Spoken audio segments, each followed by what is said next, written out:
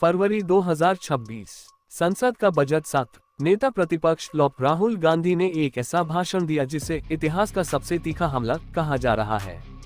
Data sovereignty, Adani America connection और general Naravane की किताब। राहुल गांधी ने इन 3 मुद्दों पर सरकार को घेरा है। लेकिन राजनीति से हटकर आज हम पूछेंगे, कानून क्या कहता है?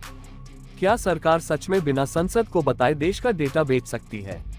और सबसे बड़ा सवाल, अगर राहुल गांधी के ये आरोप झूठे निकले तो क्या उन पर केस हो सकता है? चलिए करते हैं इस भाषण का लीगल पोस्टमार्टम। सबसे पहला आरोप, सरकार ने अमेरिका के साथ इंटरिम ट्रेड डील में भारत का डेटा और एनर्जी सिक्योरिटी गिरवी रख दी।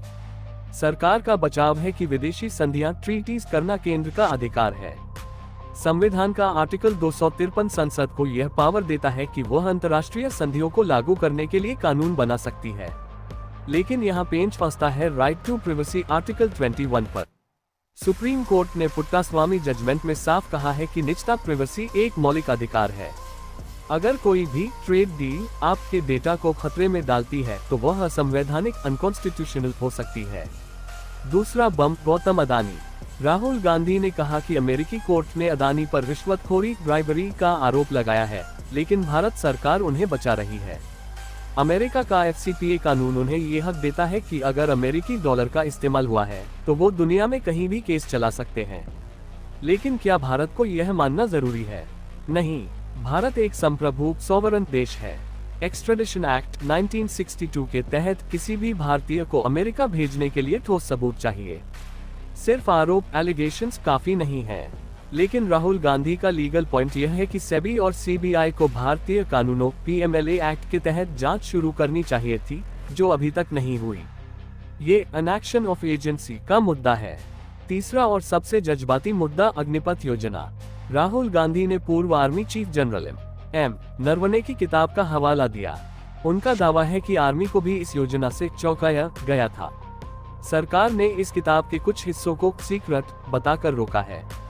ऑफिशियल सीक्रेट्स एक्ट सरकार को यह पावर देता है, लेकिन संसद में एक MP को सवाल पूछने से नहीं रोका जा सकता।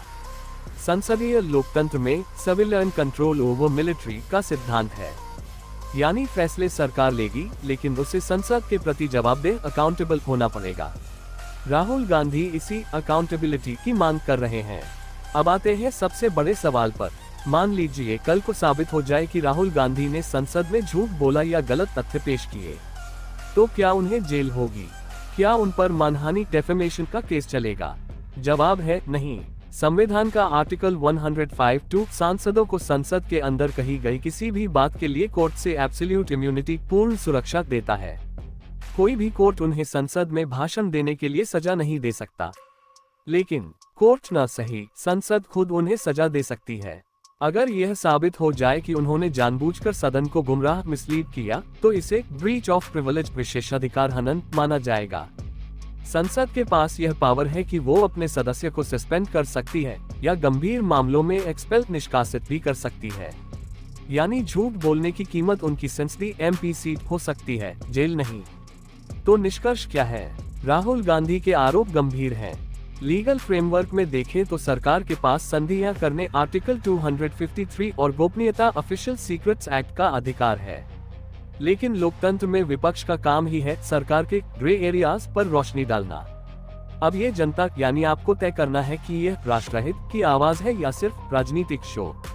आपको क्या लगता है, क्या सांसदों को संसद में कुछ भी बोलने की पूरी छूट आर्टिकल 105 होनी चाहिए या इस पर लगाम लगनी चाहिए? कमेंट में अपनी राय दें।